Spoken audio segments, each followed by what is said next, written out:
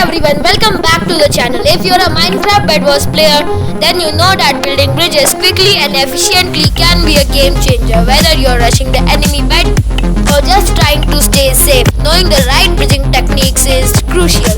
In today's video, we are going to break down 6 different bridging methods that will help you master Bed Wars and take your gameplay to the next level. Let's get into it.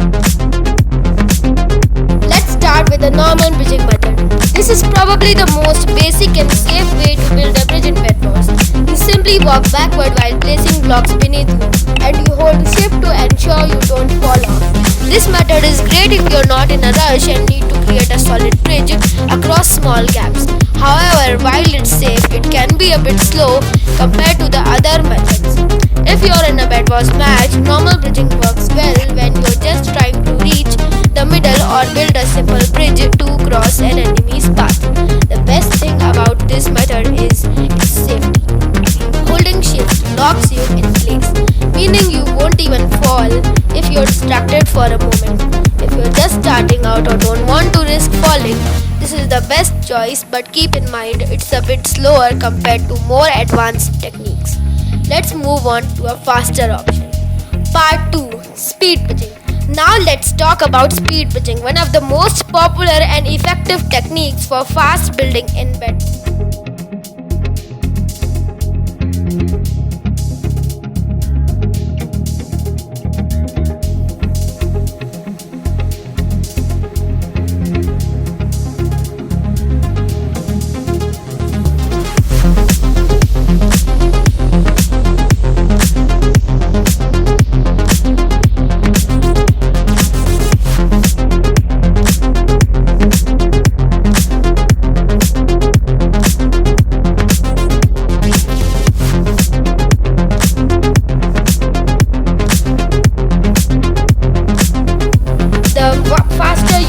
Faster your bridge grows, and you can easily outpace opponents if you're rushing to the middle or just trying to break their bed before they have a chance to respond. While it's more advanced, once you get the hang of it, you'll see a significant improvement in your overall speed. Practice this technique, start with a slower pace and gradually increase your speed.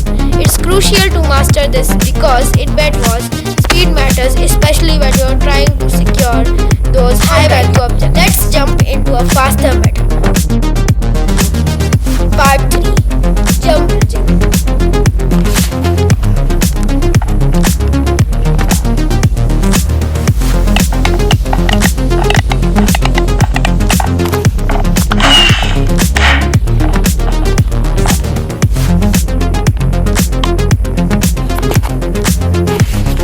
Jump bridging is an exciting technique that adds a bit of extra speed to your move. The idea here is simple.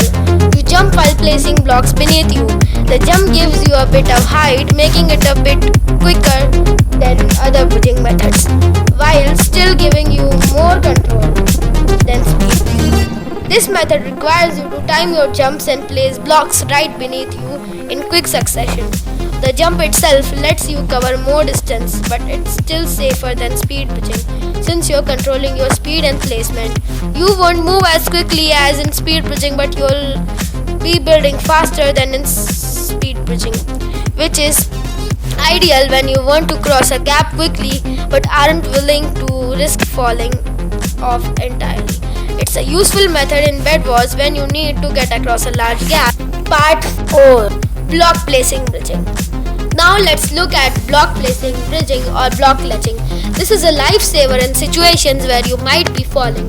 When you're bridging across a dangerous gap and you suddenly start to fall, you can place a block beneath you to stop your fall and prevent taking damage. This technique requires quick thinking and good reflexes. It's not about building fast, but also about saving yourself from falling. In Bed Wars, you're often trying to bridge over dangerous gaps where one mistake can send you plummeting. With block placing bridging, you can clutch onto the edge of a block just in time to stop yourself from taking a fatal fall, giving you a chance to continue building or retreat. You'll want to practice this technique, especially if you're engaging in a high stakes PvP or rushing an enemy base where falling can cost you valuable time. It might take some practice, but it's a must-have skill when you want to avoid falling and losing your progress. So I am going to show you how is it done.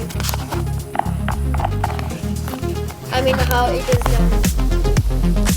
So the easier way to do this is click on the shift button, the crouch button, whatever you call it, and move backwards like that. Start jumping. Part 6. Fast bridging, block tap bridging. Now for something really fast bridging, also known as block tap. In this technique, you place blocks as quickly as possible by rapidly tapping the block placement button. The idea here is to build as fast as you can but without holding shift, which means you are building quickly and more often without checking every placement. This technique requires a high level of control and precision, but it's still great if you want to rush your opponent or cover a long distance quickly. Block tap bridging is one of the fastest ways to build, but it's extremely risky if you mess up or don't time your taps correctly. You could fall off and lose all your progress. This method is excellent for quick escape routes or aggressive strategies where you want to overwhelm your opponents with speed. It requires practice, but once you've got it down, it's a game changer for your Bed Wars game. So let me do it right here because I have actually mastered. You can start by spam clicking the block placement button and while moving with your joystick and your crosshair that you see here right is a brown dot. So it should be in the middle of the screen. It should be in mid-air. But you would also do another thing is that you don't want to do things rapidly. You can do it like this also. And then do this. And you're done. Next up is diagonal bridging, which is essential when you need to cross gaps that aren't directly in front of you. Whether you're bridging to an enemy base at an angle or avoiding obstacles, this method allows you to place blocks diagonally while still maintaining a smooth bridge. It's a little trickier than straight line bridging because you need to control your movement along two axes at the same time. You'll need to walk in a diagonal direction while placing blocks beneath you. The key is to keep your movement smooth and steady. So I have not tried this at all. But it still is not that hard to do. You just have to crouch like this and move your crosshair from here to there. And you know that of it. So like what you Oh! Blocks are getting placed on the side. There you go.